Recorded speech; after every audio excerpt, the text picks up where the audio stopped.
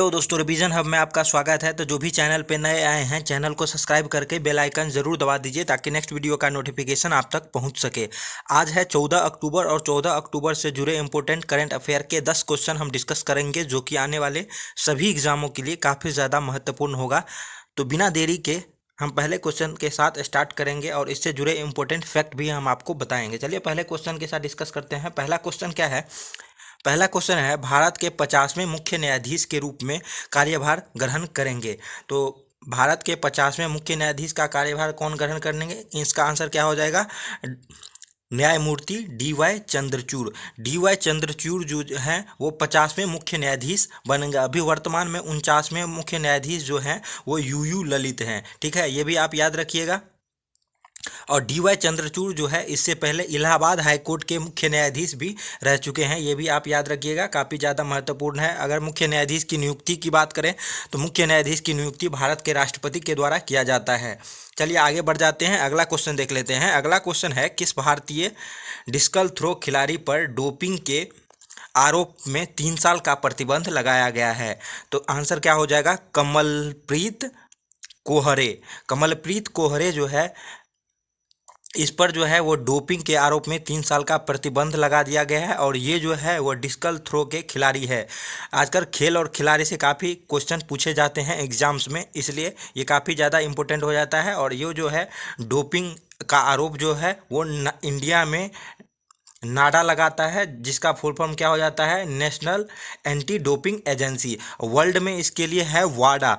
ठीक है, WADA। वाडा का फुल फॉर्म क्या होता है? World anti doping agency. तो ये भी आप याद रखिएगा, काफ़ी महत्वपूर्ण है। चलिए आगे बढ़ जाते हैं, अगला क्वेश्चन देख लेते हैं। अगला क्वेश्चन है देश की चौथी वंदे भारत एक्सप्रेस ट्रेन किन जगहों के बीच चलेगी? तो देश की जो चौथी वंदे भारत एक्सप्रेस है ये जो है वो दिल्ली और हिमाचल प्रदेश के ऊना, ठीक है, और दिल्ली से लेकर हिमाचल प्रदेश में ऊना स्थान है, वहाँ तक जो है वो चौथी वंदे भारत एक्सप्रेस चलाई जाएगी। ये भी आप याद रखिएगा। अगर दिल्ली के मुख्यमंत्री की बात करें तो अरविंद केजरीवाल वहाँ के मुख्यमंत्री है और विनय कुमार सक्सेना जो है वहाँ के उपराज्यपाल है। अगर हिमाचल प्रदेश की बात कर ले तो हिमाचल प्रदेश के मुख्यमंत्री जयराम ठाकुर है। ये भी आप याद रखिएगा, काफी महत्वपूर्ण है। चलिए आगे बढ़ जाते हैं, अगला क्वेश्चन देख लेते हैं। अगला क्वेश्चन है शहीद सैनिक कल्याण कोष के लिए रक्षा मंत्री राजनाथ सिंह कौन सी वेबसाइट लॉन्च करेंगे? तो इसका आंसर क्या हो जाएगा? मां भारती के सपूत। मां भारती के सपूत भारतीय सैनिक कल्याण कोष का वेबसाइट का नाम रहेगा और ये जो है वो रक्षा मंत्री राजनाथ सिंह के द्वारा लॉन्च किया जाएगा। ये भी आप याद रखिएगा। चलिए आगे बढ़ जाते हैं, अगला क्वेश्चन देख लेते हैं। अगला क्वेश्चन है भारतीय रिजर्व बैंक ने हाल ही में किस सहकारी बैंक का लाइसेंस रद्द कर दिया है? तो भारतीय रिजर्व बैंक की बात करें, उन्होंने सेवा विकास सहकारी बैंक का जो है वो लाइसेंस रद्द कर दिया है। तो ये भी आप याद रखिएगा।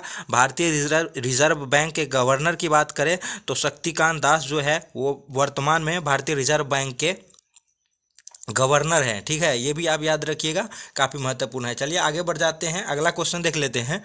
अगला क्वेश्चन है 34 देशों की miss super model world wide 2022 contest में प्रतिभागी सुंदरियों ने किस भारतीय प्रतिस्पर्धा स्मारक पर एक साथ हाल ही में फोटोशूट करवाया है? इसका आंसर क्या हो जाएगा? ताजमहल।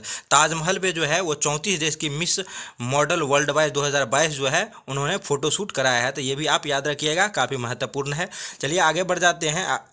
अगला क्वेश्चन है 3 दिवसीय पारवेजन इंडिया दिल्ली में कहाँ पर शुरू किया गया? तो आंसर क्या हो जाएगा? प्रगति मैदान। प्रगति मैदान जो कि दिल्ली में है, वहाँ पे जो है वो 3 दिवसीय पारवेजन इंडिया शुरू किया गया।